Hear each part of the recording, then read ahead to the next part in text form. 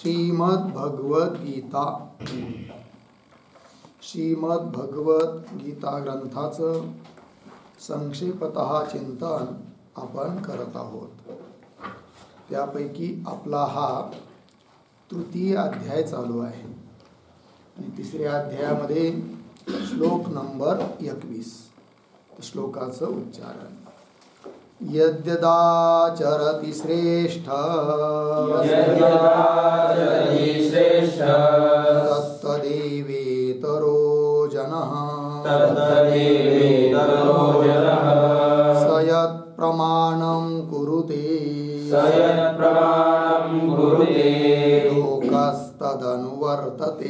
लोकस्तदनुवर्तते यद्यदाचरति श्रेष्ठस्तत्तदेवेतरो जनः स यत्प्रमाणं कुरुते लोकस्तदनुवर्तते।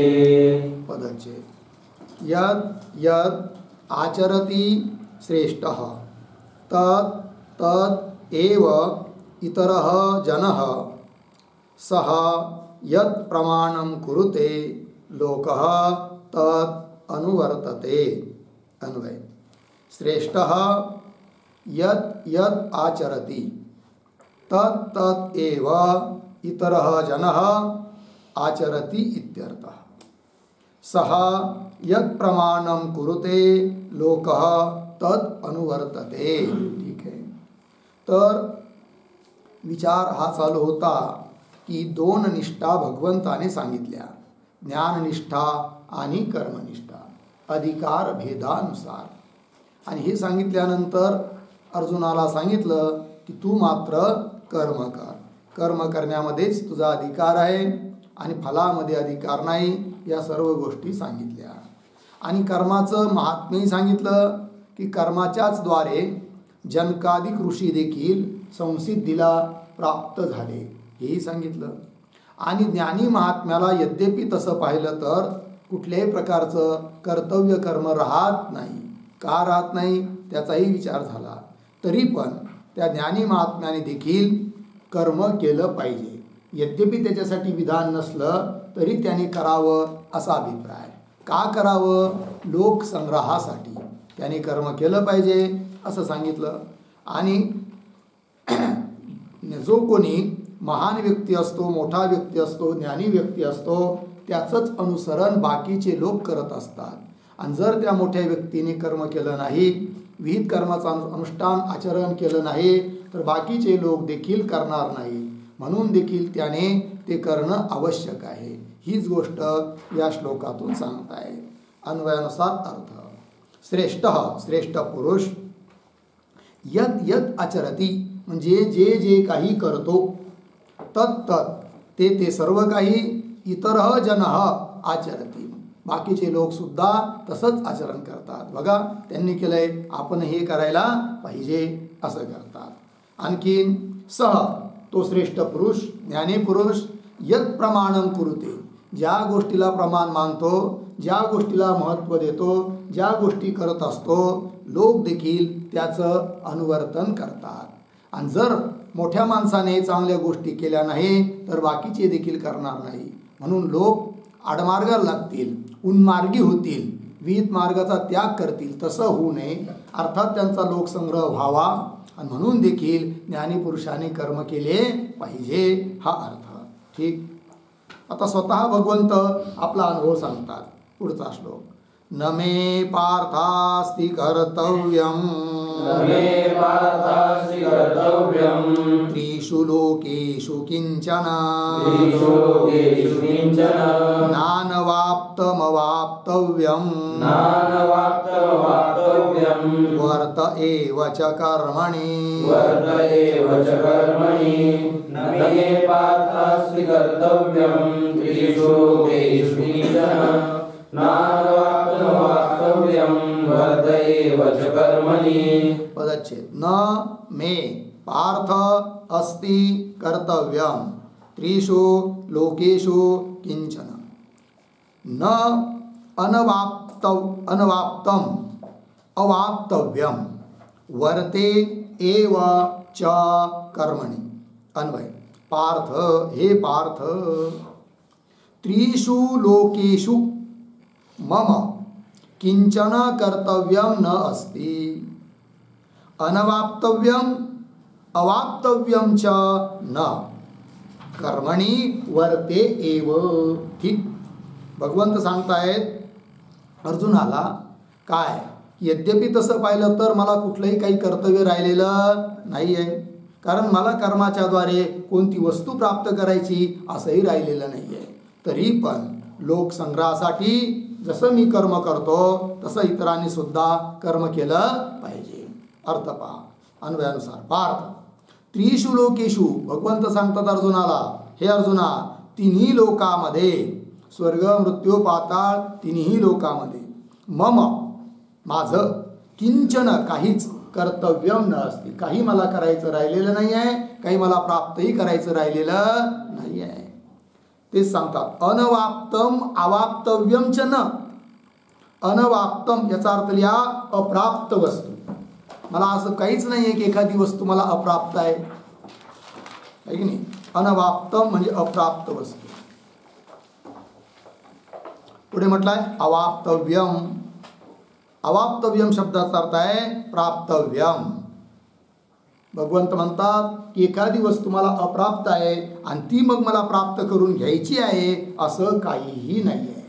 तरी देखील काय, कर्मणी वर्ते एव, मी कर्मामध्ये वर्तन करतो, अर्थात यथोचित सर्व कर्माचं आचरण करतो. मला काही गरज नव्हती की संदीपन ऋषींच्या आश्रमात जाऊन अध्ययन करायची आहे की नाही, तरी पण मी गेलो, कारण मीच जर गेलो नसतो तर भगवंत म्हणतात काय, गुरु शिष्य परंपरा, गुरुकडूनच ज्ञान प्राप्त करावं लागतं, ही परंपरा कदाचित खंडित झाली असती. लोक म्हणले असते भगवान कृष्ण ते सुद्धा गेले नाही गुरुकडं, स्वतःच त्यांनी वेद वाचले असतील, त्यांना ज्ञान झालं असेल, असंच लोक करायला लागतील. तसं होऊ नये म्हणून मी ती सर्व गोष्टी केल्या, गुरूंची सेवा केली, दुष्टांचा नाश केला आणि करत आहे असं भगवंत सांगतात. तात्पर्य, मला कुठलंही काही कर्तव्य नसून देखील मी करतो, कारण मी जर केलं नाही बाकीचेही लोक करणार नाही एवढ्यासाठी. ते सांगतात पुढच्या श्लोकात, यदि हे हम न वर्तेयम जातु कर्मण्यतन्द्रितः मम वर्त्मानुवर्तन्ते मनुष्याः पार्थ सर्वशः. यदि हम न वर्तेयम जातु कर्मण्यतन्द्रितः मम वर्त्मानुवर्तन्ते मनुष्याः पार्थ सर्वशः. ठीक, पदच्छेद.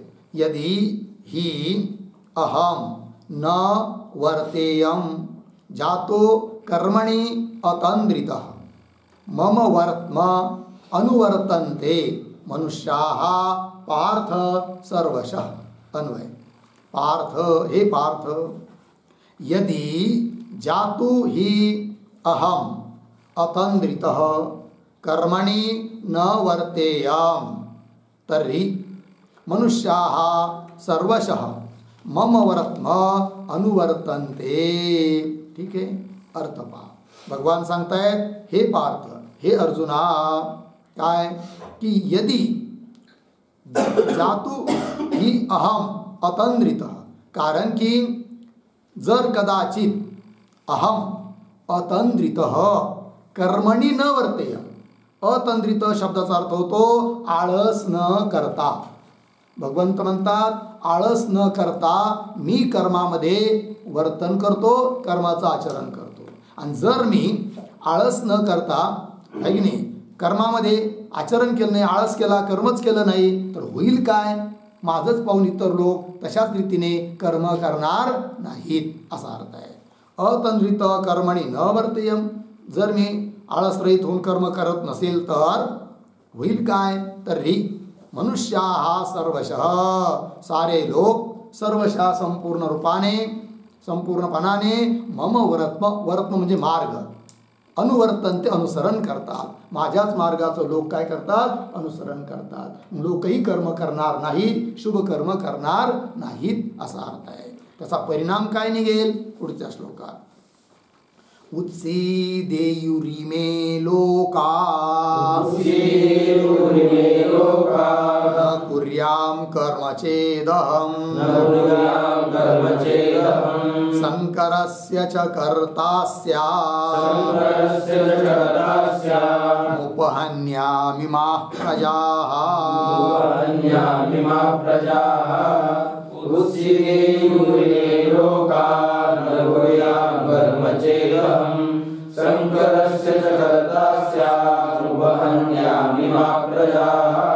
पदच्चे उत्सीदेयुः इमे लोकाः न कुर्यां कर्म चेत् अहं शङ्करस्य च कर्ता स्याम् उपहन्याम इमाः प्रजाः। ठीक अन्वय अहम कर्म न कुर्याम चेत इमे लोकाः उत्सीदेयुः। ठीक आणखीन काय शंकरस्य कर्ता स्याम आणखीन इमाः प्रजाः च उपहन्याम। ठीक भगवंत सांगतायत अर्जुनाला हे अर्जुना काय अहम कर्म न कुर्याम जर मी यथोचित शास्त्रोक्त विहित कर्म जर केलं नाही तर होईल काय इमे लोकाः हे सर्व लोक काय होतील उत्सीदेयु अर्थात नाश पावतील। कसं काय ते शुभ कर्म करणार नाही आणि शुभ कर्म विहित कर्म जर केलं नाही तर आपोआप माणसाची प्रवृत्ती निषिद्ध कर्म करण्याकडे होते आणि जर निषिद्ध कर्म करतील तर त्यांचा काय होईल एक प्रकारे नाशच होणार आहे की नाही। कारण निषिद्ध कर्माचं आचरण जो करतो त्याचं अधःपतन होतं हे शास्त्र सांगत आहे। म्हणून मला कर्म करावं लागतं कारण मोठे माणसं जसं कर्म करतात तसेच बाकीचे लोक करत असतात। ठीक आहे ना। मोठे माणसांनी जे कर्म केलं त्यालाच प्रमाण मानून बाकीचे लोक आचरण करतात। जर महाराजच पंढरपूरच्या किंवा आळंदीच्या वारीला नाही गेले महाराजांनीच एकादशी नाही धरली तर लोक म्हणतात बघा ते तरी कुठे एकादशी करतात याचा अर्थ काही गरज नाही आपल्याला सुद्धा करायची गरज नाहीये। म्हणून महाराजांनी हे ध्यानात ठेवलंच पाहिजे काय जरी बाबा बोध दृष्टीने तुला गरज असो अगर नसो पण केली पाहिजे एकादशी केली पाहिजे वारी केली पाहिजे सकाळी लवकर उठलं पाहिजे दिवस उगायच्या आत आंघोळ झाली पाहिजे आहे की नाही। कारण जर ब्रह्ममुहूर्तावर आंघोळ केली तर ते ऋषी स्नान आहे त्याच्यापासून पुण्याची प्राप्ती होते। दिवस उगायच्या टायमाला जर उठले आणि स्नान केलं तर ते मानव स्नान आहे त्यापासून पुण्य होत नाही आणि दिवस उगल्यानंतर जर स्नान केलं तर ते दानव राक्षसी स्नान आहे त्याच्यापासून पाप उत्पन्न होतं। म्हणून माणसाने दिवस उगायच्या आत खरं तर ब्रह्ममुहूर्तावरच उठून स्नान वगैरे केलं पाहिजे रोज पूजा केली पाहिजे आणि पूजा वगैरे नित्यनैमित्तिक कर्म करूनच काय नाश्ता वगैरे सर्व केलं पाहिजे। ठीक आहे चला भगवंत सांगतात जर मी हे सारं नाही करील तर हे लोक नाश पावतील संस्कार मिळणार नाही लोकांना आहे की नाही। आणखीन काय होईल बरं शंकरस्य कर्ता शंकर वर्ण शंकर त्याचाही कर्ता अर्थात तेही होण्याला मी निमित्त ठरेल जर मी कर्माचं आचरण नाही केलं तर असं सांगतायत भगवंत। आणखीन काय बरं इमाहा प्रजाहाच उपहन्याम या सर्व प्रजेचा मी घात करणारा ठरेल उपहन्याम घात करणारा ठरेल ते सारा बोल माझ्यावर येईल म्हणून मी कर्म हमेशा करत राहतो असं भगवंत सांगतात। ठीक पुढे सक्ताः कर्मण्य विद्वांसो यथा कुर्वन्ति भारत कुर्याद् विद्वांस्तथा सक्तः चिकीर्षुर्लोकसंग्रहम् सक्ता कर्मण्य विद्वांसो यथा कुर्वन्ति भारत कुर्याद् विद्वांस्तथा सक्तः चिकीर्षुर्लोकसंग्रहम्। पदच्छेद सक्ताः कर्मणि अविद्वांसः यथा कुर्वन्ति भारत कुर्याद् विद्वान् तथा असक्तः चिकीर्षुः लोकसंग्रहम्। अन्वय भारत हे भारत कर्मणि सक्ताः अविद्वांसः यथा कुर्वन्ति तथा लोकसंग्रहं चिकीर्षुः विद्वान् असक्तः कुर्यात् कर्म कुर्यात्। ठीक आहे आता मुख्य शीर्षक लिहून घ्या श्लोक नंबर 25 पासून ते 35 पर्यंत 25 ते 35 काय? अज्ञानी व ज्ञानी, अज्ञानी व ज्ञानी यांची लक्षणे, यांची लक्षणे आणि प्रीती द्वेष रहित होऊन, प्रीती द्वेष रहित होऊन कर्म करण्याची प्रेरणा, कर्म करण्याची प्रेरणा. ठीक आहे. बघा आता अज्ञानी कुणाला म्हणावं, ज्ञानी कुणाला म्हणावं, याची लक्षणं येत आहेत. त्याचप्रमाणे राग द्वेष रहित होऊन कर्म करण्याची प्रेरणा दिल्या जात आहे 35 पर्यंत. ठीक आहे. त्यापैकी आता या 25व्या श्लोकामध्ये भगवान सांगतात की ज्ञानी पुरुष जरी असला तरी त्याने सुद्धा काय? अनासक्त होऊन, अनासक्त भावाने लोकसंग्रहासाठी कर्म केलं पाहिजे, ही गोष्ट सांगतायत. अन्वयानुसार अर्थ पहा. भारत, अर्जुनासाठी आलेलं संबोधन. हे भारत अर्थात हे अर्जुना, काय हो? कर्मणी सक्ताः अविद्वांस. अविद्वांस शब्दाचा अर्थ होतो अज्ञानी. कसे ते? सक्ताः, कर्मणी सक्ता, कर्मामध्ये अत्यंत आसक्त असलेले, कर्मफळाची इच्छा धरणारे, कर्माचं कर्तृत्व आपल्याकडे घेणारे, स्वर्गाधिक प्राप्तीसाठी कर्म करणारे, असे जे अविद्वान म्हणजे अज्ञानी लोक आहे ते यथा कुर्वन्ति, ज्याप्रमाणे अगदी काटेकोरपणाने जिथल्या तिथं जसेच्या तसं काय करतात? कर्म करतात. तथा त्याप्रमाणे काय? लोकसंग्रहम चिकीर्षु विद्वान, है की नाही? लोकसंग्रहाची इच्छा करणारा चिकीर्षु, इच्छा करणारा जो विद्वान ज्ञानी असला तरी त्याने सुद्धा काय करावं? असक्त कर्म करूया, कर्म करायचं. ते पण असं नाही काय की आपल्याला फल नको आहे, फलाची आसक्ती नाही आहे आणि कर्तृत्वाचा अहंकार बी नाही, मग करायचं म्हणून जसं तसं कसं बी मोडकं तोडकं करायचं असं नाही. जसं अज्ञानी लोक काटेकोरपणाने कर्म करतात तसंच करायचं. फक्त फरक एवढाच की अज्ञानी लोकांची फलाधिकाविषयी आसक्ती असते आणि याची आसक्ती नसते. आणि जर म्हणे मग कदाचित त्याला फलही नको आहे, कर्तृत्वाचा अहंकारही नाही आहे, मग ज्ञानी पुरुषांनी कर्म करायचंच कशासाठी? तर तसं नाही म्हणे. लोकसंग्रहम चिकीर्षु, लोकसंग्रहासाठी कर्म करायचं आहे. ठीक आहे, हे सांगितलं. आता लोकसंग्रह म्हणजे काय त्याची व्याख्या थोडी लिहून घ्या. लोकसंग्रह बराबर नंबर 1 लोकनिष्ठ सदाचार विषयक, लोकनिष्ठ सदाचार विषयक, सदाचार विषयक प्रवृत्तिजनक व्यापार, प्रवृत्तिजनक व्यापार. ठीक. नंबर 2 लोकानां स्वे स्वे धर्मे, लोकानां स्वे स्वे धर्मे प्रवर्तनपूर्वकं, प्रवर्तनपूर्वकं उन्मार्गात् निवर्तनम्, उन्मार्गात् निवर्तनम्. ठीक आहे. अर्थ पहा.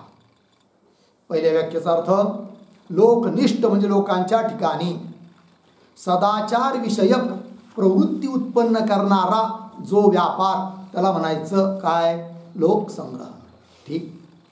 दुसरी व्याख्या केली आहे. लोकांना, लोकांना स्वे स्वे धर्मे, त्यांच्या त्यांच्या धर्मामध्ये प्रवर्तनपूर्वक प्रवृत्त करण्यासाठी आणि उन्मार्गापासून त्यांची निवृत्ती होण्यासाठी श्रेष्ठ पुरुषाकडून केल्या जाणारा जो व्यापार त्याचंच नाव आहे काय?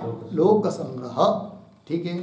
चला, लोक हे उन्मार्गाला जाऊ नये आणि आपल्या आपल्या धर्माच्या ठिकाणी प्रवृत्त व्हावेत यासाठी श्रेष्ठ पुरुषांनी सुद्धा कर्म केलं पाहिजे. ज्ञानी पुरुषांनी सुद्धा गरज नसून सुद्धा कर्म केलं पाहिजे, हा अर्थ आहे. पुढे न बुद्धिभेदं जनयेत् न बुद्धिभेदं जनयेत् तज्ज्ञानां कर्मसङ्गिनां तज्ज्ञानां कर्मसङ्गिनां जोषयेत् सर्वकर्माणि जोषयेत् सर्वकर्माणि विद्वान् युक्तः समाचरन् विद्वान् युक्तः समाचरन् न बुद्धिभेदं जनयेत् तज्ज्ञानां कर्मसङ्गिनां जोषयेत् सर्वकर्माणि विद्वान् युक्तः समाचरन्। ठीक पदच्छेद न बुद्धिभेदं जनयेत् अज्ञानां कर्मसंगिनां जोषयेत् सर्वकर्माणि विद्वान् युक्तः समाचरन्। ठीक अन्वय विद्वान् कर्मसंगिनां अज्ञानां बुद्धिभेदं न जनयेत्। ठीक आहे ना, असं आहे ना, थोडासा असं करूया, विद्वान शब्द नंतर घेऊ, जनयेच्या नंतर, बाकी सारं ठीक आहे. तर आत्ताची पंक्ती वाचली त्याच्यानंतर पहिला शब्द कर्मसंगीनाम अज्ञानाम बुद्धिभेदम न जनयेत, त्याच्यानंतर विद्वान युक्त पुढं सरळ समाचरण सर्व कर्माणी जोषयेत.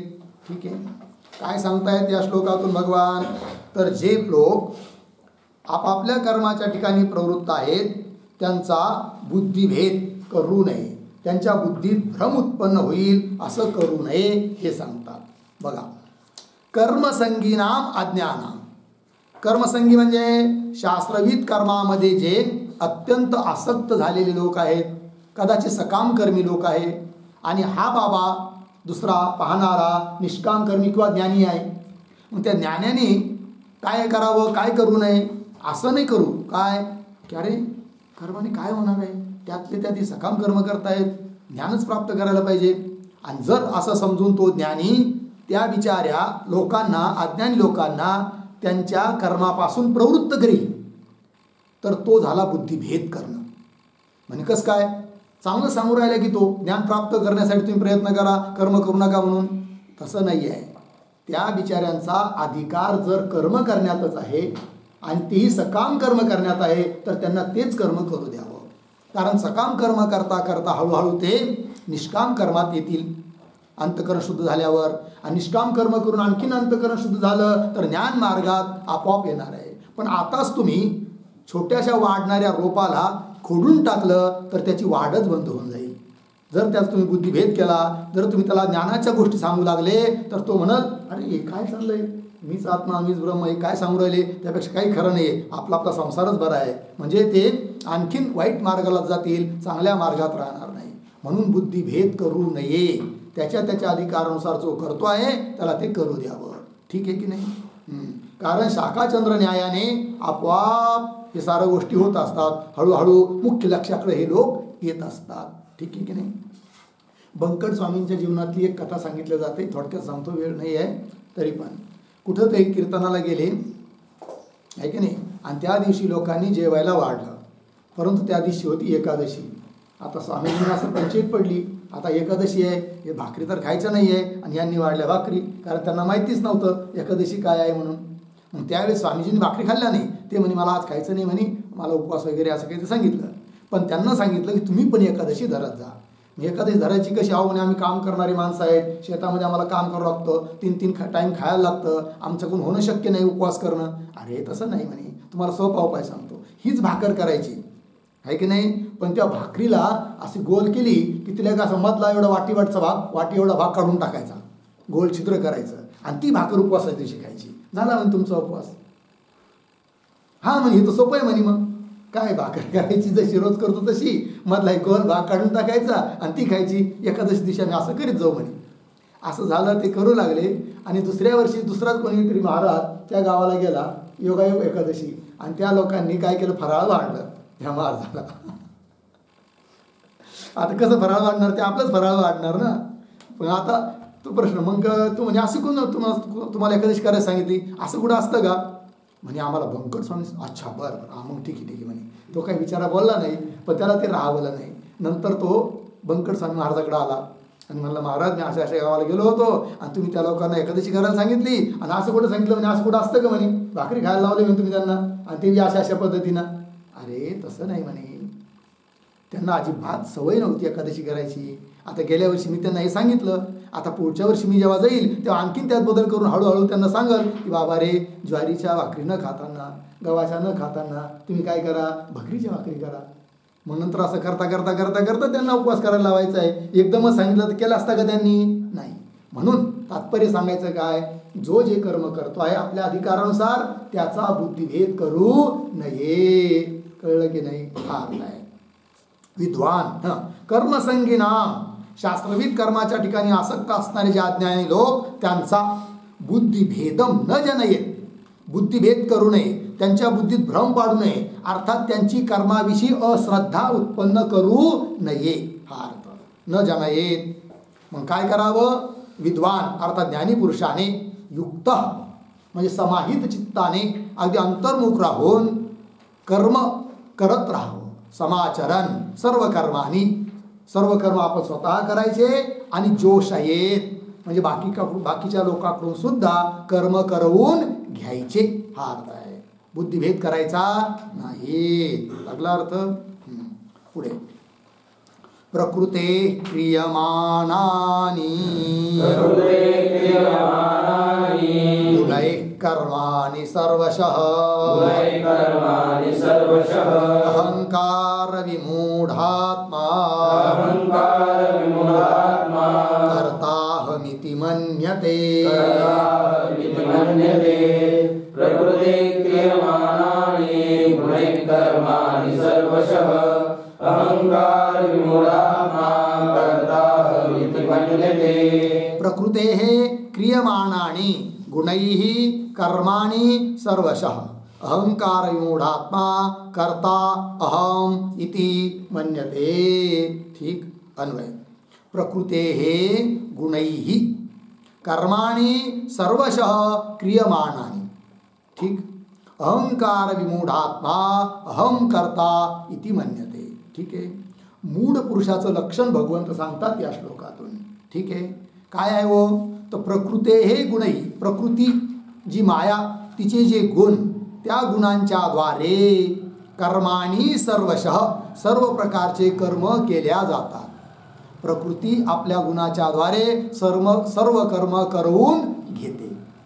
आत्मा करता नाही, पण जो मूढ आहे, ज्याला आत्मस्वरूपाचं ज्ञान नाही, तो मात्र प्रकृतीकडून केल्या जाणाऱ्या कर्माविषयी स्वतःच अहंकार धारण करतो की मीच या कर्माचा काय आहे, करता आहे. तेच म्हटलं अहंकार विमूढ आत्मा. अहंकारामुळे ज्याचे अंतःकरण मोहित झालेले आहे, अहंकार द्यादिकाजी बरोबर ज्याचं तादात्म्य आहे, असा असणारा तो पुरुष काय समजतो? अहम करता, मीच करता असं समजतो. खरं पाहिलं तर मी शब्दाचा लक्षार्थ जो आत्मा तो करता नाही, पण स्वतःला तो करता समजतो. ठीक. पुढे तत्त्ववित्तु महाबाहो गुणकर्म विभागयोः गुणागुणेषु वर्तन्त इति मत्वा न सज्जते. तत्त्ववित्तु महाबाहो गुणकर्म विभागयोः गुणागुणेषु वर्तन्त इति मत्वा न सज्जते. पदच्छेद. तत्त्ववित् तु महाबाहो गुणकर्म विभागयोः गुणाः गुणेषु वर्तन्ते इति मत्वा न सज्जते. अन्वय. महाबाहो गुणकर्म विभागयोः तत्त्ववित् तु काय गुणाः गुणेषु वर्तन्ते इति मत्वा न सज्जते. ठीक आहे. बघा, तत्ववेत्ता जो पुरुष आहे ज्ञानी, त्याचं लक्षण सांगतायत. ठीक आहे. काय म्हणतात पहा. भगवंत सांगतात अर्जुनाला, हे महाबाहो म्हणजे हे अर्जुना, काय गुण कर्म विभागयोः तत्ववित्. गुण विभाग, कर्म विभाग आणि यांच्या तत्वाला जाणणारा जो पुरुष आहे तो काय समजतो? आणि बघा, गुणाः गुणेषु वर्तन्ते असं समजतो. त्यामुळे तो सक्त होत नाही, कर्माने बांधल्या जात नाही, हा अर्थ.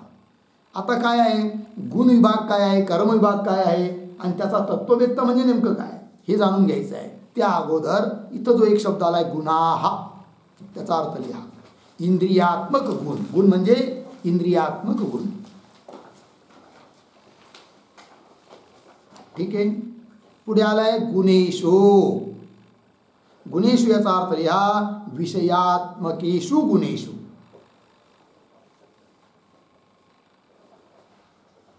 विषयात्मकेषु गुणेषु. ठीक आहे. हां, तर इंद्रिय वगैरे हे गुण विषयरूप गुणाच्या ठिकाणी विचरण करतात असं समजतो तो, आणि म्हणून तो त्याच्यामध्ये आसक्त होत नाही. कोण? तत्वविद. कशाचा तत्वविद? गुण कर्म विभाग हो तत्वविद. तर गुण विभाग आणि कर्म विभाग काय आहे त्याच्यावर लिहू आपण थोडंसं एक पंक्ती लिहा. गुण कर्म विभाग याच्यावर लिहू एकदा. त्रिगुणात्मक मायेची, त्रिगुणात्मक मायेची कार्यरूप पाच महाभूते, पाच महाभूते मन, बुद्धी, अहंकार, पाच ज्ञानेंद्रिय, पुढे पाच कर्मेंद्रिय आणि शब्दादी पाच विषय,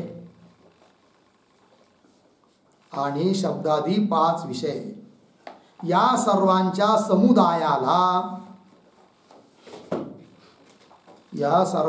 समुदायाला गुण विभाग असे म्हणतात. गुण विभाग हे नाव आहे किंवा गुण विभाग असे म्हणतात. आणि यांच्या परस्पराशी होणाऱ्या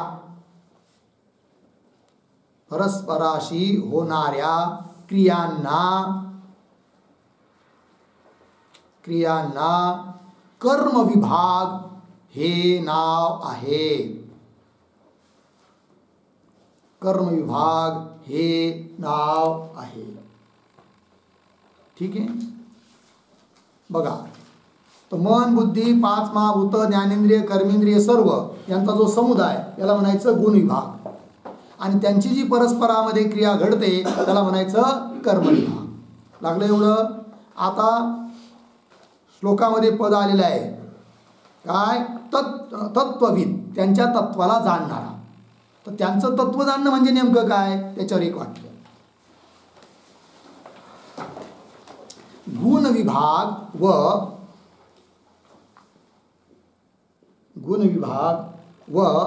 कर्म विभाग याहून आत्मा निराळा असून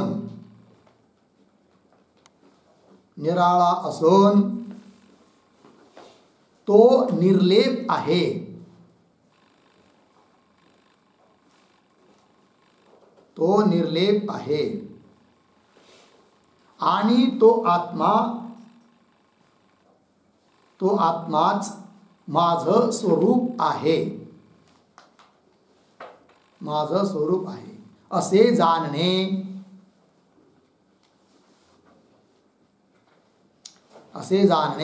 हेच याचे तत्व जाणणे होय.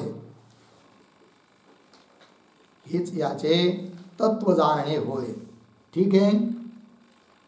बघा, जो गुण विभाग आहे, जो कर्म विभाग आहे की नाही, तर त्याहून आत्मा हा वेगळा आहे, निर्लेप आहे, आणि तो आत्माच मी आहे असं जाणणं. गुणाचा आणि कर्म विभागाचा माझ्याशी काही संबंध नाही. गुण आपल्या कर्म विभागाच्या ठिकाणी विवरत असतात, गुण गुणीच्या ठिकाणी जात असतात. गुण इंद्रियाधिक, गुणी म्हणजे विषयाधिक, विषयाच्या ठिकाणी इंद्रियाधिक प्रवृत्त होतात. पण माझा संबंध न तो गुणाशी इंद्रियाधिकाशी आहे, न त्या विषयाशी आहे. मी मात्र या साऱ्याहून अलिप्त आहे असं जो जाणतो तो त्या कर्मबंधनात अडकत नाही असा अर्थ आहे. गुणागुणेषु वर्तन्ते इति मत्वा न सज्जते. लागलं, पुढे जाऊया. प्रकृतेर्गुणसम्मूढा सज्जन्ते गुणकर्मसु तान् कृत्स्नविदो मंदा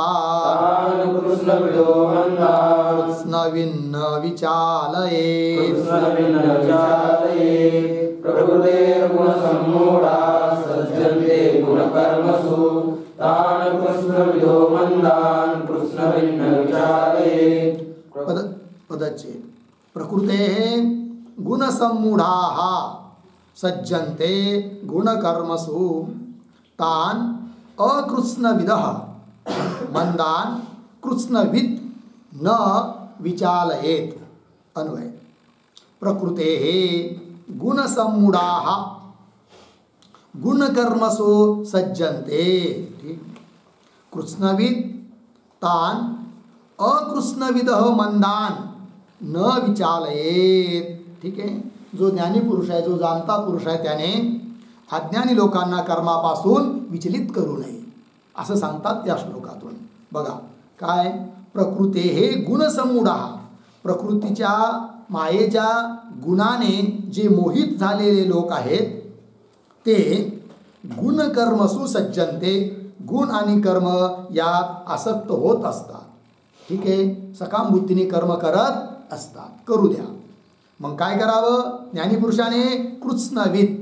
कृत्स्नवितचा अर्थ होतो की संपूर्णपणाने जाणणारा जो ज्ञानीपुरुष, गुण कर्म यांचा विभाग, यांचं तत्व, या आत्मा काय, मी कोण, या सर्व गोष्टीला जाणणारा जो ज्ञानीपुरुष आहे कृत्स्नवित, त्याने काय करू नये, तान अकृत्स्नविद मंदान कर्म आहे त्यांना न विचारे, कृष्णवित न विचारे, ज्ञानी पुरुषाने त्यांना विचलित करू नये. कुणाला, अकृत्स्नविद, की जे संपूर्ण रीतीने तत्वाला जाणत नाही आहे, नवीन नवीनच परमार्थामध्ये आलेले आहे, बिचारा हरिपाठ पाठ करू राहिला आणि एखादा म्हणाल हे माझं ब्रह्मसूत्र झालंय, ब्रह्मसूत्र शिक, काय शिक करतो हरिपाठ पाठ करून, तसं नाही जमायचं.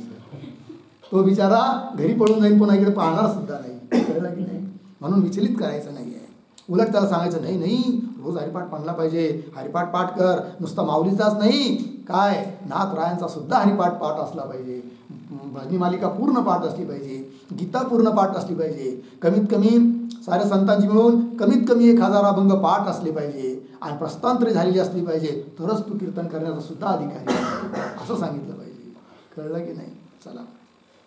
कृष्णविद तान अकृष्णविद मंदान, मंदान म्हणजे अज्ञानी पुरुषांना, न विचालयेत म्हणजे त्यांचा बुद्धिभेद करू नये. बुद्धिभेद करणं सुद्धा काय आहे, पापच आहे असा अर्थ आहे. लोक कुणाचा कसा कधी बुद्धिभेद करतील हे काहीही सांगता येत नाही. कळलं. एखादा कोणी पैशाला भक्त असेल आणि तो एखाद्या महाराजाकडे जात असेल तर हा दुसरा महाराज काय करतो, त्या महाराजाचे दोष त्याला सांगायला सुरुवात करतो. त्याच्याकडे तो जाऊ नये आणि आपल्याकडे यावा म्हणून, आहे की नाही. पण होईल त्याचा परिणाम काय निघतो, तो बिचारा याच्याकडेही येत नाही आणि कदाचित तो जर कच्चा असेल तर त्याला त्या महाराजालाही सोडून देतो. असं होतं. तसं नाही सांगायचं. ठीक आहे, तुम्ही त्या महाराजाकडे जातात ना, जरूर जात जा, ते जे उपदेश देतात ते ऐकत जा, तसं अनुष्ठान करीत जा असं सांगावं, आहे की नाही. तर पुण्य लागेल. आणखी जाऊ द्या. चला. बुद्धिभेद करू नये हा त्याचा अर्थ. पुढचा श्लोक. मयि सर्वाणि कर्माणि संन्यास्याध्यात्मचेतसा निराशीर निर्ममो भूत्वा युध्यस्व विगतज्वरः. मयि सर्वाणि कर्माणि संन्यासाध्यात्मचेतसा निराशीर्निर्ममो भूत्वा युध्यस्व विगतज्वरः. पदच्छेद. मयि सर्वाणि कर्माणि संन्यस्य अध्यात्मचेतसा निराशीः निर्ममः भूत्वा युध्यस्व विगतज्वरः. अन्वय. अध्यात्मचेतसा सर्वाणि कर्माणि मयि संन्यस्य निराशिहे निर्ममः भूत्वा विगतज्वरः सन् युध्यस्व. ठीक. काय सांगतायत भगवंत या श्लोकातून अर्जुनाला? तर भगवंत सांगतात आशा ममता इत्यादिकांचा पूर्णपणे त्याग करून भगवत अर्पण बुद्धीने युद्ध करण्याची अर्जुनाला जणू काय आज्ञा देतात या श्लोकातून. बघा अर्थ अन्वयानुसार. अध्यात्मचेतसा सर्वाणि कर्माणि मयि संन्यस्य.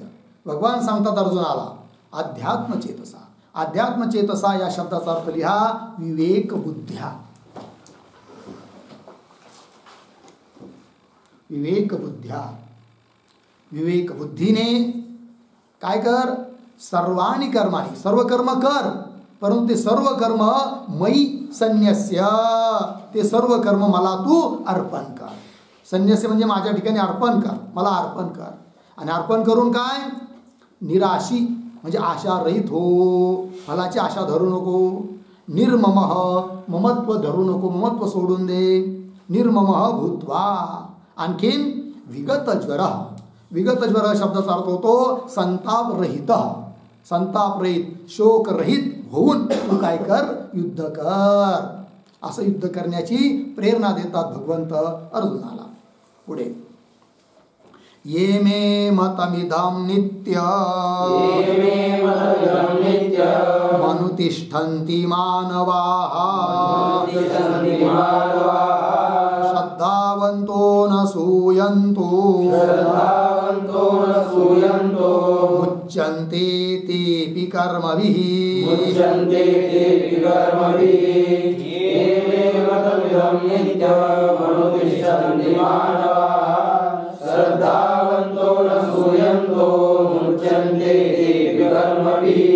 पदच्छेद. ये मे मताम इदाम नित्यम अनुतिष्ठन्ति मानवाः श्रद्धावन्तः अनसूयन्तः मुच्यन्ते ते अपि कर्मभिः. अन्वय. ये श्रद्धावन्तः अनसूयन्तः मानवाः मे इदं मतं नित्यम अनुतिष्ठन्ति ते अपि कर्मभिः मुच्यन्ते. ठीक आहे. भगवंत काय सांगतायत अर्जुनाला की भगवंत म्हणतात या माझ्या सिद्धांताप्रमाणे वर जो सिद्धांत सांगितला आहे त्या सिद्धांताप्रमाणे जो कोणी वागतो त्याची मुक्ती होते. ही गोष्ट सांगतायत अर्जुनाला. काय? ये श्रद्धावंत जे श्रद्धाळू लोक अनसूयंत मानवा. मानवा याचे विशेषण दोन. श्रद्धावंत अनसूयंत. श्रद्धावंत म्हणजे श्रद्धाळू, अत्यंत श्रद्धा ठेवणारे. पुन्हा कसे? अनसूयंत आहे की नाही? दोन शब्द आहे. असूयंत अनसूयंत. असूयंत शब्दाचा अर्थ होतो दोष पाहणारे आहे की नाही, मत्सर करणारे. आणि अनसूयंत शब्दाचा अर्थ होतो दोष दृष्टीचे रहित, दोष पाहत नाही, मत्सर करत नाही, निर्मत्सरी असे लोक, मानव, मनुष्य. जे कोणी अत्यंत श्रद्धा ठेवणारे आणि माझा मत्सर न करणारे, शास्त्राची उपेक्षा न करणारे असे जे कोणी लोक मे इदम मतम, भगवान सांगताय माझं वर सांगितलेलं हे मत त्याचं नित्य अनुष्ठान करतात. अनुतिष्ठन्ति, त्याचं अनुसरण करतात, निष्काम कर्मयोगाचं अनुष्ठान करतात. ते अपि ते सुद्धा कर्मभिः मुच्यन्ते. ते सुद्धा कर्मभिः म्हणजे कर्माच्या बंधनापासून मुक्त होतात असा अर्थ आहे. ठीक. पुढे ये त्वे तदभ्यसूयन्तो नानुतिष्ठन्ति मे मतम् सर्वज्ञान विमूढांस्तान् विद्धि नष्टान चेतसः.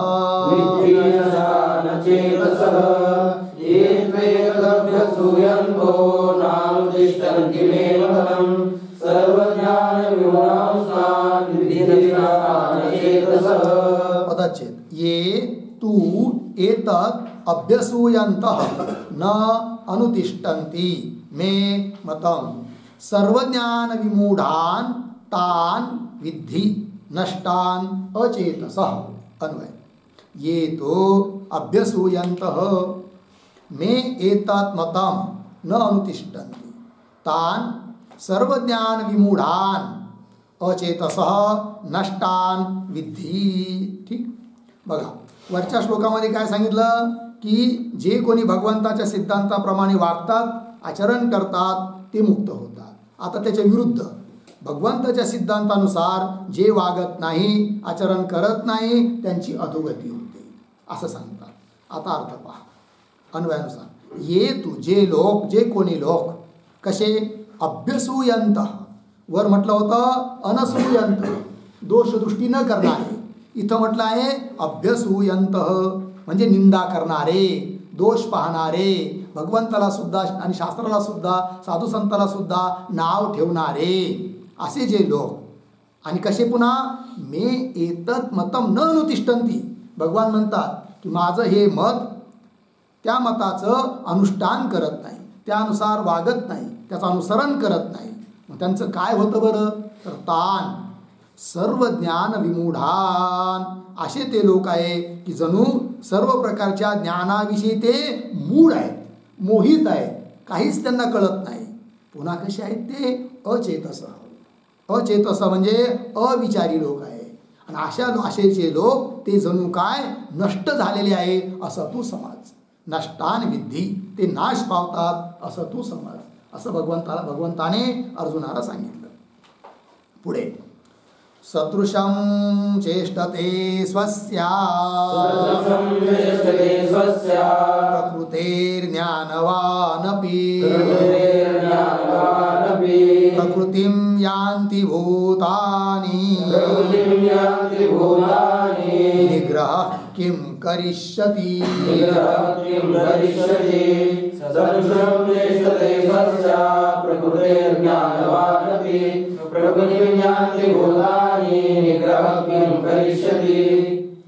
सदृशं पदच्छेद. सदृशं चेष्टते स्वस्याः प्रकृतेः ज्ञानवान् अपि प्रकृतिं यान्ति भूतानि निग्रह किं करिष्यति. अन्वय ज्ञानवान् अपि स्वस्याः प्रकृतेः सदृशं चेष्टते. ठीक. भूतानि प्रकृतिं यान्ति निग्रह किं करिष्यति. आता काय सांगतायत या श्लोकातून? भगवंत सांगतायत की स्वाभाविक जे कर्म आहे त्या कर्माच्या क्रियेमध्ये प्रकृती किती बलवान आहे ही गोष्ट सांगतायत. आता अर्थ पहा. ज्ञानवान अपि, अगदी ज्ञानी पुरुष सुद्धा काय स्वस्याः प्रकृते सदृशं चेष्टते. ठीक आहे ना. स्वस्या म्हणजे आपल्या, प्रकृती म्हणजे स्वभाव, आपल्या प्रकृतीनुसार, आपल्या स्वभावानुसार चेष्टते वागतो. सदृशं चेष्टते. ठीक आहे. एवढंच नाही, भूतानी प्रकृती यांती. भूतानी म्हणजे सर्व प्राणी मात्र काय प्रकृती यांती, आपल्या प्रकृतीच्याच वळणावर जातात. जशी ज्याची प्रकृती असेल, रजोगुणी, तमोगुणी, सत्वगुणी, जसा जसा स्वभाव असेल त्यानुसार जे स्वभाव, प्रकृती, संस्कार पुढे सांगणार आहे, आपापल्या त्या संस्कारानुसारच काय करतात, आचरण करत असतात. ठीक आहे ना. हां, प्रकृतीच्या वळणावर जातात. मग अशा स्थितीमध्ये निग्रह किं करिष्यति. निग्रह म्हणजे हट्ट किंवा शासन, स्वतःचं किंवा दुसऱ्याचं शासन त्या ठिकाणी काय करणार आहे बरं? काही करू शकत नाही. प्रत्येकजण हा आपल्या प्रकृतीनुसारच काय करतो, व्यवहार करतो, आचरण करत असतो. ठीक आहे, हे सांगितलं. आता पुढे आता एक मोठा संशय इथं उत्पन्न होतो. काय संशय उत्पन्न होतो तोही सांगतो. अगोदर पुढच्या श्लोकाचं उच्चारण. इंद्रियस्येन्द्रियस्यार्थे रागद्वेषौ व्यवस्थितौ तयोर्न वशमागच्छेत् तौ ह्यस्य परिपन्थिनौ.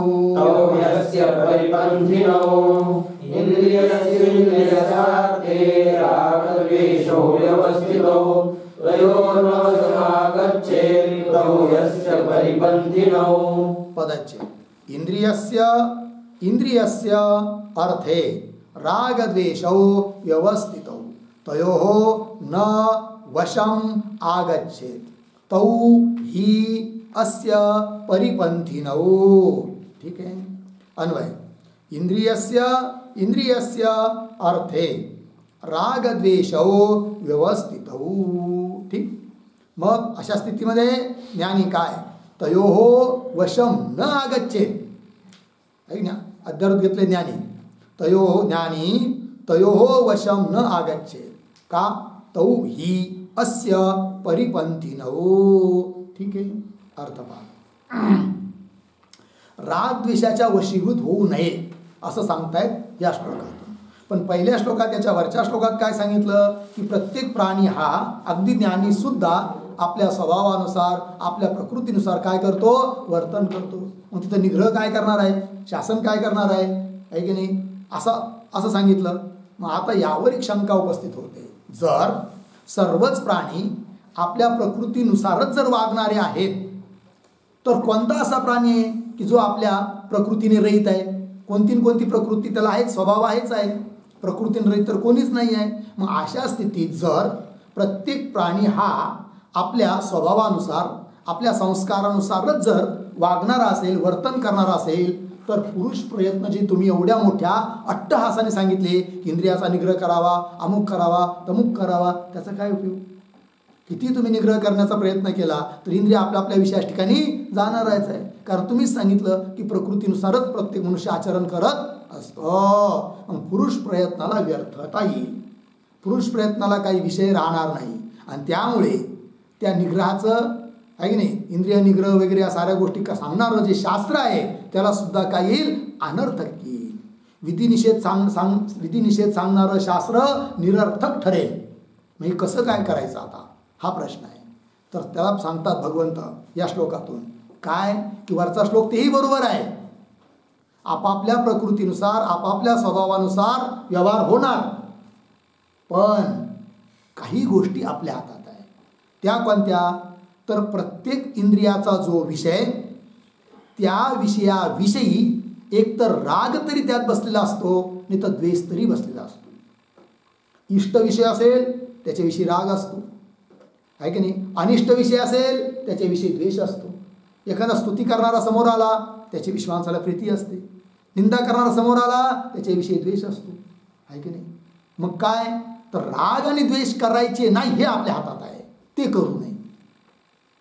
आपापल्या स्वभावानुसार शरीर इंद्रियादिकाची प्रवृत्ती जरी होणार असली तरी त्या त्या इंद्रियाच्या विषयाच्या ठिकाणी जे रागद्वेष बसलेले आहेत ते आपण करायचे नाही. रागही धरायचा नाही, आसक्ती धरायची नाही आणि कुणाचा द्वेषही करायचा नाही. हे मात्र आपल्या हातात आहे. ही गोष्ट या श्लोकातून भगवंत सांगतात. अन्वयानुसार अर्थ पहा. इंद्रियस्य अर्थे, अर्थे शब्दाचा अर्थ होतो शब्दादी विषये. कसे इंद्रियस्य डबल आलं. याचा अर्थ काय संपूर्ण इंद्रियांच्या विषयामध्ये हा अर्थ आहे. द्विरुक्तीचा अर्थ तर लिहून ठेवा वाटल्यास. इंद्रियस्य अर्थ याचा अर्थ लिहा सर्वेंद्रियाणाम अर्थे.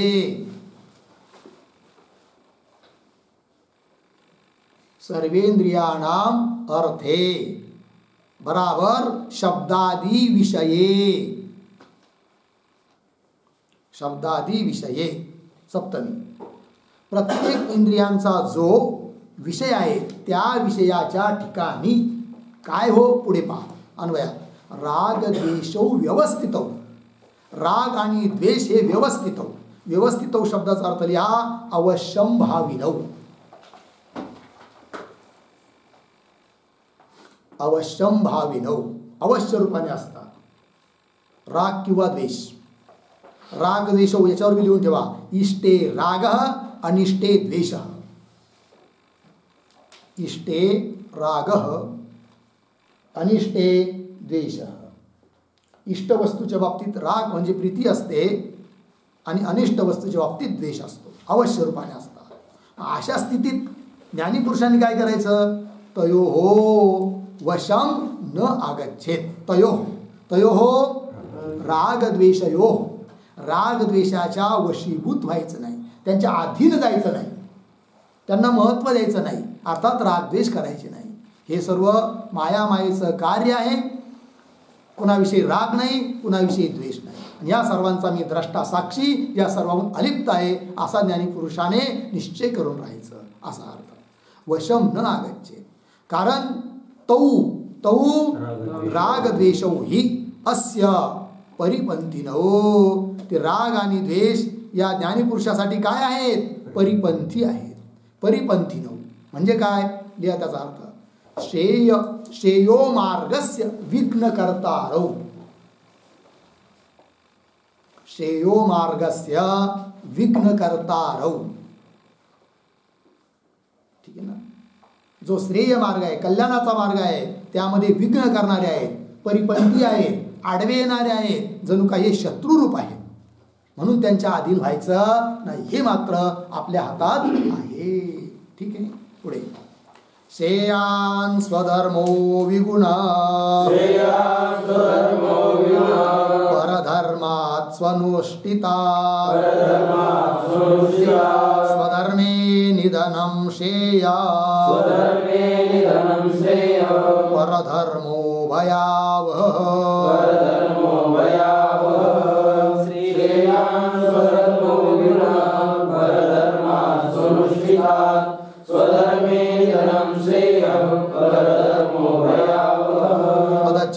श्रेयान् स्वधर्मः विगुणः परधर्मात् स्वनुष्ठितात् स्वधर्मे निधनं श्रेयः परधर्मः भयावहः.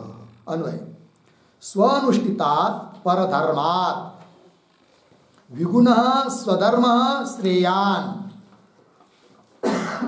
पुढे स्वधर्मे निधनं श्रेयः परधर्मः भयावहः. ठीक अर्थ पहा काय सांगतायत या श्लोकातून.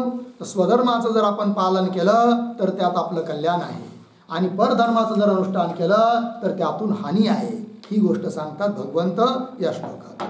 अर्थ पहा. स्वनुष्ठितात अनुष्ठितात चांगल्या प्रकारे अनुष्ठान केल्या गेलेला जो परधर्म, दुसऱ्याचा धर्म, बरोबर, त्यापेक्षा श्रेयान चांगला कल्याणकारक आहे. कोण? स्वधर्म. कसा असला तरी विगुणः स्वधर्म. विगुण शब्द आलाय ना, विगुण शब्दाचा अर्थ लिहा गुणरहित स्वधर्म. श्रेयान श्रेयस्कर आहे, कल्याणकारक आहे. बघा सरळ सरळ दुसऱ्याचा धर्म आपला धर्म. कदाचित आपल्या धर्मात कदाचित काही गुण नसतील आणि दुसऱ्याच्या धर्मात खूप काही चांगले गुण दिसत असतील, तरी पण त्या दुसऱ्याच्या धर्मापेक्षा आपला धर्म हा कधीही पण काय असतो? श्रेष्ठच असतो. ठीक आहे ना.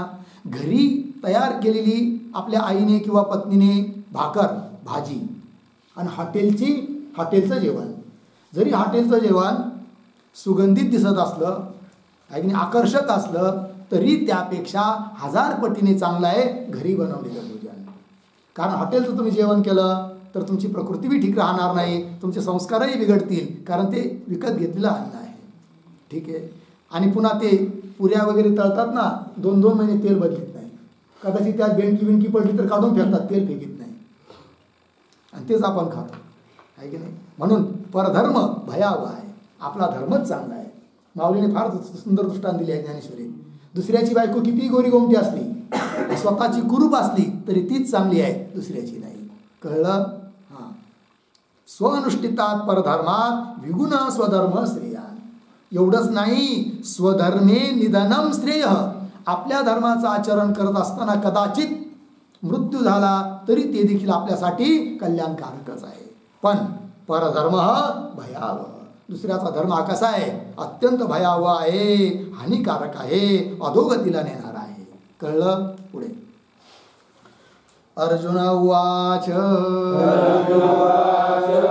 अथ केन प्रयुक्तोऽयं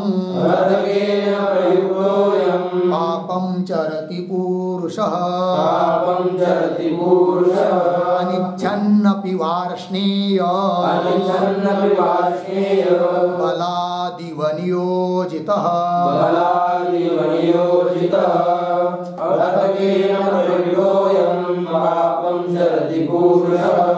अनिच्छन्नपि वार्ष्णेय बलादिवयोजितः। पदच्छेद अथ केन प्रयुक्तः अयं पापः चरति पुरुषः अनिच्छन् अपि वार्ष्णेय बलात् इव नियोजितः। ठीक अन्वय। अर्जुन उवाच अथ वार्ष्णेय हे वार्ष्णेय अनिच्छन् अपि बलात् नियोजितः इव अयं पुरुषः केन प्रयुक्तः पापं चरति। ठीक आहे, मुख्य शीर्षक लिहून घ्या। श्लोक नंबर 36 पासून ते 43 पर्यंत, 36 पासून ते 43 पर्यंत कामाला आवर घालण्याचे प्रतिपादन, कामाला आवरण घालण्याचे प्रतिपादन। ठीक आहे, आता पहा अर्जुन भगवंताला या श्लोकातून प्रश्न करत आहे। काय म्हणतो अर्जुन? म्हणतो देवा मनुष्याकडून जबरदस्तीने पाप कोण करून घेतं इच्छा नसताना सुद्धा, हे मला सांग। असं अन्वयानुसार पहा। अर्जुन उवाच अथ वार्ष्णेय, वृष्णी कुलात जन्म झालाय भगवंताचा, म्हणून भगवंतासाठी संबोधन आलंय वार्ष्णेय। अर्जुन म्हणतो हे वार्ष्णेय, हे भगवंता अनिच्छनपि म्हणजे स्वतःची इच्छा नसताना देखील बलात् जबरदस्तीने जणू काय नियुक्त केल्याप्रमाणे नियोजित इव, जसा एखाद्या राजाने एखाद्या नोकराला एखाद्या कामावर की जे काम त्या नोकराला आवडत नाही परंतु राजआज्ञा म्हणून करावं लागतं, त्याप्रमाणे अयम पुरुष हा पुरुष केन प्रयुक्त पापं चरति, स्वतःची इच्छा नसताना सुद्धा कोणाकडून प्रेरित केला जातो आणि पापाचं आचरण करतो। चोराला सुद्धा वाटत नाही काय चोरी करणं चांगलं आहे म्हणून, तोही समजतो चोरी करणं चांगलं नाही आहे की नाही, आणि केली नाही पाहिजे, पण त्याला राहवत नाही, तो करतोच का? ठीक आहे ना। दारू पिणारा सुद्धा पाहत नाही, ज्यावेळेस दारू पिलेला नसतो त्यावेळेस तो म्हणतो काय करा महाराज, काही करा हो, काहीही करा पण माझी दारू सोडवा। मग एवढं तुला कळत पितोच कशाला, पण संध्याकाळ झाली का काहीतरी नाटक करून जातोच आणि पिऊन येतोच, आहे की नाही। मग भगवंत म्हणतात की इच्छा नसताना सुद्धा कोण असा जबरदस्ती जर कोणीतरी ढकलू राहिला जणू काय, तर कोण येतो की जो माणसाला पाप करायला लावतो, असा अर्जुनाचा प्रश्न। उत्तर देतात भगवान। श्री भगवान उवाच काम एष क्रोध एष रजो गुण समुद्भवः महाशनो महापाप्मा विद्धेनमिह वैरिणम्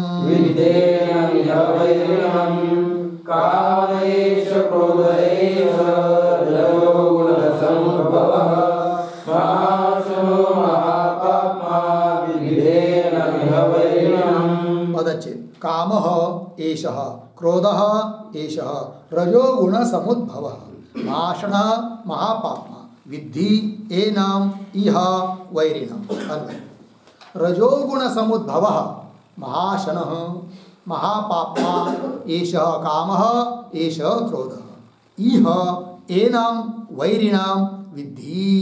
ठीक आहे ना।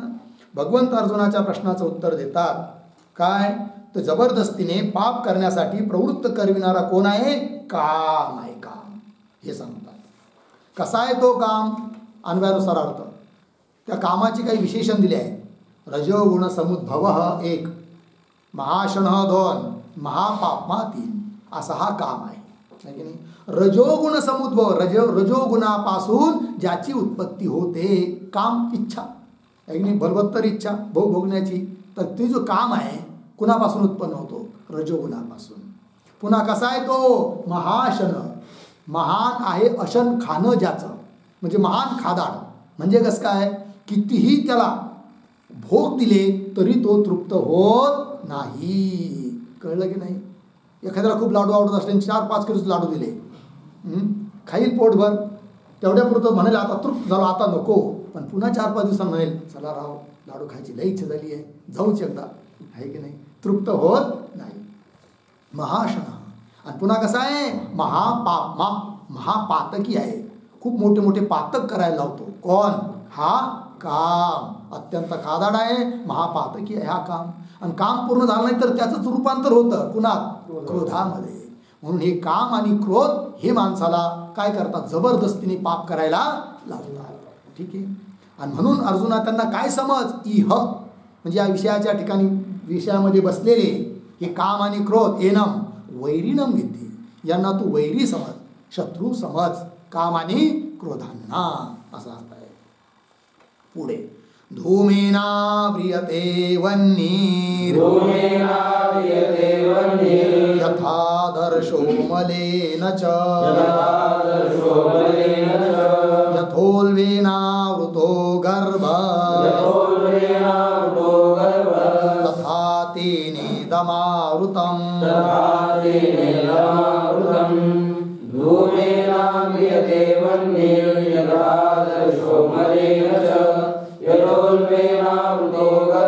तथा तेनेदमावृतम्. पदच्छेद. धूमेन आव्रियते वह्निः यथा आदर्शः मलेन च. यथा हे झाले ना तिथं, य पाहिजे, य गायचं य. यथा उल्बेन आवृत्तः गर्भः तथा तेन इदम आवृतम. ठीक आहे. या 38 आणि 39 या 2 श्लोकाच्या माध्यमातून भगवान सांगतायत काय? कामरूप वैर्याने जणू काय विवेकावर, ज्ञानावर आच्छादन टाकलं आहे. ही गोष्ट भगवंत दृष्टांत देऊन सांगतात. पहा पदच्छेद झाला. पदच्छेद. धूमेन आव्रियते वह्निः झाला ना. अन्वय.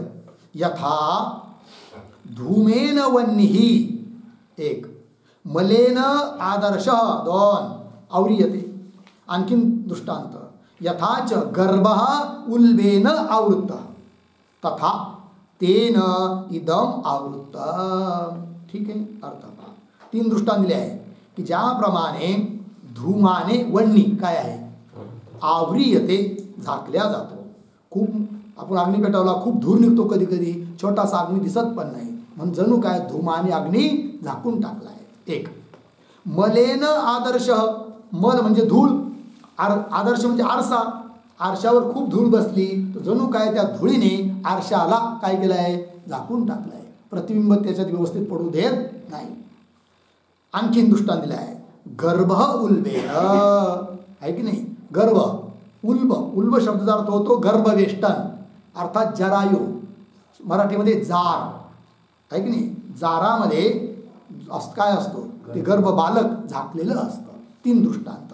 त्याप्रमाणे तथा तेन इदम आवृतम. तेन म्हणजे तेन कामेन, त्या कामाने, इदम म्हणजे हे ज्ञान आवृत्त आहे.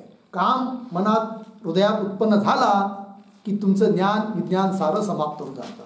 काही तुम्हाला आठवत नाही. म्हटलं आहे ना, कामे नेले चित्त नेदी अवलोकन. कामाने का चित्ताचं हरण केलं तर भगवंताचं मुख ते अवलोकन करू देत नाही. असं आहे. असे कामाचं प्राबल्य आहे. पुढचा श्लोक. आवृतम ज्ञानमेतेन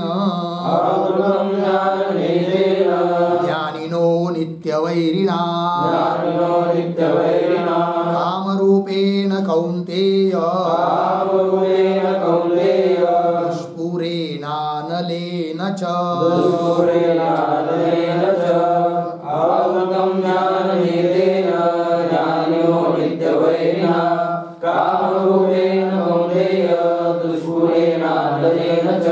पदच्छेद. आवृतम ज्ञानम एतेन ज्ञानिनः नित्यवैरिणा कामरूपेण कौन्तेय दुष्पुरेण अनलेन च. ठीक. अन्वय. कौन्तेय तिथं काय झालंय? ज्ञानिनः असं पाहिजे. ज्ञानिनः नित्यवैरिणा दुष्पुरेण च एतेन कामरूपेण अनलेन ज्ञानम आवृतम. ठीक. अर्थ पहा. हे कौन्तेय, हे अर्जुना, ज्ञानी नः म्हणजे ज्ञानी पुरुषाचा हा नित्यवैरी आहे. नित्यवैरिणा कामरूपेण, हे विशेषण आहे कामाचे. नित्यवैरिणा दुष्पुरेण एतेन कामरूपेण अनलेन. ठीक आहे. तर ज्ञानाचा जणू काय नित्यवैरी हाडवैरी आहे कोण काम. पुन्हा कसा आहे दुष्पुरेन म्हणजे कधीही तो पूर्ण होत नाही. किती उपभोग मिळाले तरी तो शांत होत नाही असा आहे कोण काम. ठीक आहे ना. 90 वर्षाचा एक मनुष्य भेटला आहे की नाही. त्याचं वाक्य काय असावं बाबाजी संसार करून तृप्ती झालीच नाही हो. 2 बायका होत्या त्याला 7-8 पोरं होते. तरी तो काय म्हणतो एवढं माझं आयुष्य गेलं भरपूर धन दौलत संपत्ती आहे पण माझी काही तृप्ती झालेली नाही. याचा अर्थ काम पूर्ण झालेला नाही कारण तो कधी पूर्ण होतच नसतो. ठीक आहे ना. म्हणून म्हटलं आहे दुष्पुरेन येतेन कामरूपेन नलेन. कामरूप हा काय आहे अग्नी. अग्नीची उपमा दिली आहे कामाला. जसा अग्नी हा कितीही इंधन टाकलं शांत होतो का नाही होत त्याप्रमाणे आहे हा.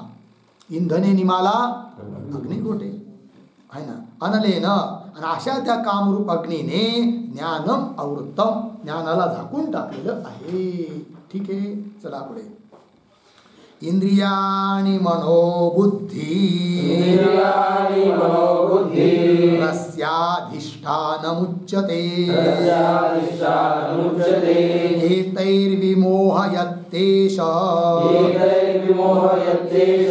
ज्ञानमावृत्य देहिनम्. इंद्रियाणि मनोबुद्धि रस्याधिष्ठानमुच्यते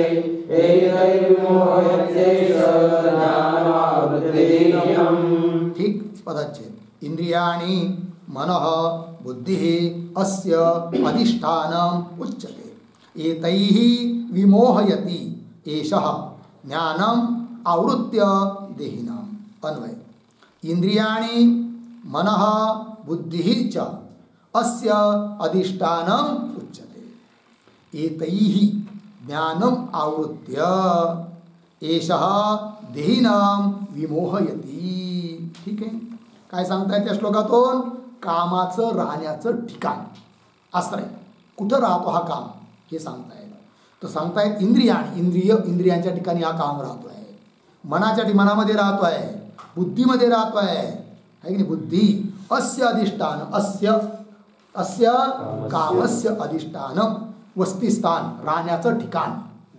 कामाचं राहण्याचं ठिकाण इंद्रिय मन आणि बुद्धी आहे. मग काय होतं एतैही येतै अर्थात इंद्रियादिभी आश्रयैही. इंद्रियादिक आश्रयाच्या द्वारे हा काम काय करतो ज्ञानम आवृत्य. इंद्रियादिकांना पुढं करून तो या कामाला या ज्ञानाला झाकून टाकतो. कोण काम. ज्ञानम आवृत्य ज्ञानाला झाकून टाकून एषः हा काम देहिनम विमोहयति. देहिनम शरीरिनम जीवात्मानम जीवाला विमोहयति मोहात टाकतो.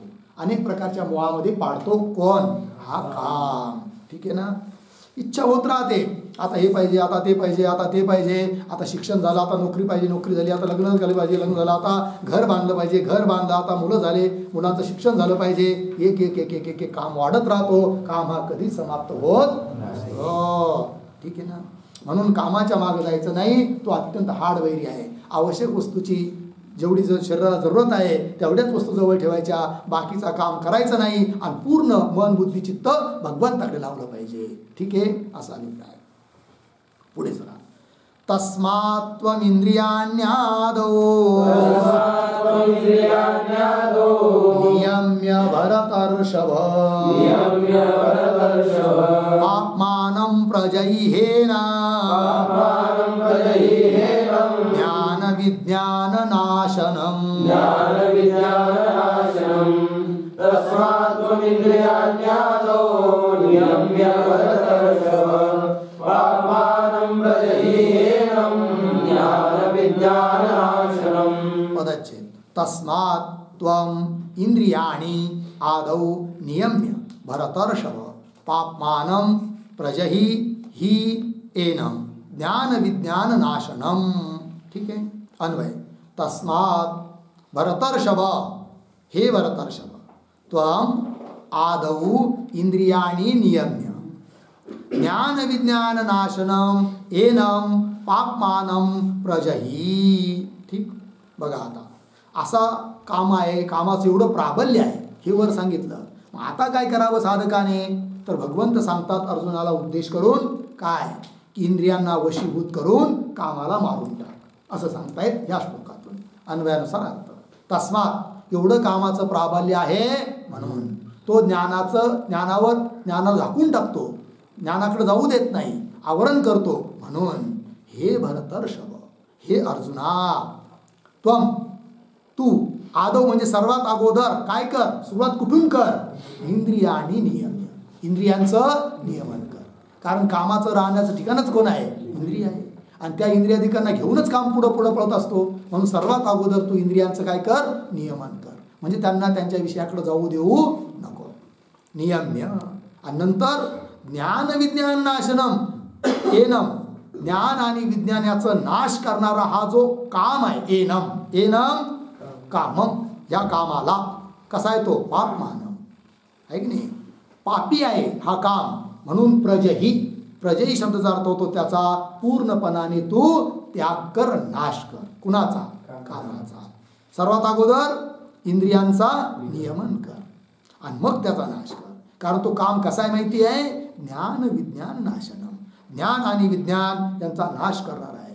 ज्ञान शब्दाने अध्यात्म ज्ञान, विज्ञान शब्दाने प्रापंचिक ज्ञान, दोघांवर देखील आवरण करणारा आहे कोण, काम आहे की नाही. व्यावहारिक विवेक सुद्धा राहत नाही, ज्याच्या चित्तात अत्यंत काम उदित होतो, विज्ञानाचाही नाश. आणि अध्यात्म ज्ञान तर खूप दूर राहिले, त्याच्यावर तर आवरण टाकलंच आहे त्याने, परमार्थ करूच देत नाही कोण, काम.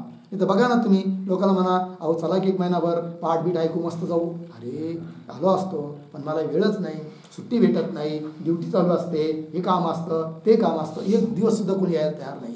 का येत नाही, काम त्यांना येऊ देत नाही. कळलं. चला, ज्ञान विज्ञान नाशनम एनम कामम, कसा आहे तो, पापमानम, अत्यंत पापी आहे. म्हणून त्याचा काय कर तू, प्रजही, प्रकर्षेनं त्याग कर, त्याचा नाश कर. काम ठेवू नको आहे की नाही. या अनात्म वस्तूच्या प्राप्तीची इच्छा ठेवू नको असा अर्थ आहे. पुढे इंद्रियाणि पराण्याहु, इंद्रियेभ्यः परं मनः, मनसस्तु परा बुद्धिः, यो बुद्धेः परतस्तु सः. इंद्रियाणि पराण्याहु, इंद्रियेभ्यः परं मनः, मनसस्तु परा बुद्धिः, यो बुद्धेः परतस्तु सः. पदच्छेद. इंद्रियाणि पराणि अहुः, इंद्रियेभ्यः परं मनः, मनसः तु परा बुद्धिः, यो बुद्धेः परतः तु सः. ठीक है. अन्वय. इंद्रियाणि पराणि, मनः इंद्रियेभ्यः परं, बुद्धिः तु मनसः परा, यह तो सह बुद्धेः परतः इति आहुः. ठीक. अर्थ पहा काय सांगतायत. इंद्रिय, मन आणि बुद्धी या सर्वापेक्षा आत्मा हा अतिश्रेष्ठ आहे असं सांगतायत परमात्मा, भगवंत. ठीक आहे ना. आणि म्हणून आत्म्याकडेच आपली बुद्धी लावली पाहिजे, विषयाकडं नाही. अर्थ. इंद्रिय आणि पराणी आहो, इंद्रिय कशा आहे, स्थूल देहापेक्षा पर आहे म्हणजे श्रेष्ठ आहे की नाही. किंवा विषय सुखापेक्षा विषयापेक्षा पर आहे कोण, इंद्रिय श्रेष्ठ आहे. आणि इंद्रियापेक्षा सुद्धा मन पर आहे, श्रेष्ठ आहे. कळलं की नाही. बरं, इंद्रियापेक्षा मन श्रेष्ठ झालं आणि त्या मनापेक्षा सुद्धा बुद्धी ही काय आहे, पर आहे, श्रेष्ठ आहे. श्रेष्ठ आहे, बलवान आहे, सूक्ष्म आहे असा अर्थ. आणि अशा त्या बुद्धीपेक्षा देखील या सर्वांचा द्रष्टा, हे सर्व ज्याच्या सत्तेवर चालतात तो आत्मा कसा आहे, बुद्धीपेक्षा देखील श्रेष्ठ आहे. म्हणून ही बुद्धी आत्म्याकडेच लावावी, विषयाकडं नाही. म्हणून कामाकडं नाही, विषयाकडं नाही हा अर्थ. पुढे. एवं बुद्धेः परं बुद्ध्वा, संस्तभ्यात्मानमात्मना, जहि शत्रुं महाबाहो, कामरूपं दुरासदम्. एवं बुद्धे परं बुद्ध्वा संस्तभ्यात्मानमात्मना जहि शत्रु महाबाहो कामरूपं दुरासदम्। पदच्छेद एवं बुद्धेः परं बुद्ध्वा संस्तभ्य आत्मानम् आत्मना जहि शत्रु महाबाहु कामरूपं दुरासदम्। अन्वय महाबाहु हे महाबाहु एवं बुद्धेः परं बुद्ध्वा आत्मानं संस्तभ्य दुरासदं कामरूपं शत्रुं जही। ठीक आहे ना? बघा भगवंत सांगतायत बुद्धीच्याही पलीकडे आत्मा आहे असं जाणून त्या बुद्धीने काय करायचा, मनाचा संयम करायचा आहे आणि कामाला मारून टाकायचं अशी आज्ञा भगवंत या श्लोकातून देत आहेत अर्जुनाला. ठीक, काय म्हणतात अन्वयानुसार, हे महाबाहू हे अर्जुन एवं अशा रीतीने बुद्धेः परं बुद्ध्वा बुद्धीपेक्षा देखील पर म्हणजे श्रेष्ठ आहे कोण, आत्मा असं जाणून बुद्ध्वा जाणून मग काय करावं, आत्मानं संस्तभ्य आत्मना तृतीय त्याचा अर्थ लिहा बुद्ध्या बुद्धीच्या द्वारे. पुढचा शब्द आला आहे आत्मानं त्याचा अर्थ लिहा मनाला म्हणजे बुद्धीच्या द्वारे मनाला काय करावं, संस्तभ्य शब्दाचा अर्थ लिहा वशं कृत्वा.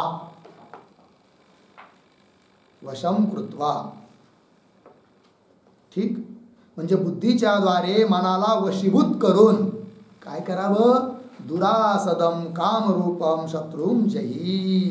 दुरासदम हे विशेषण आहे कामाचं.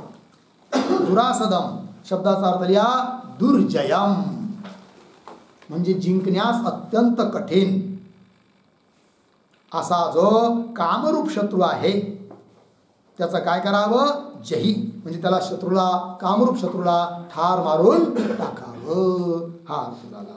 ठीक आहे, अशा रीतीने हा अध्याय देखील इथं समाप्त होत आहे. ओ हरि ओम तत्सदिति श्रीमद्भगवद्गीता सोपनिषत्सु ब्रह्मविद्यायां योगशास्त्रे श्रीकृष्णार्जुन संवादे कर्मयोगो नाम तृतीयोऽध्यायः.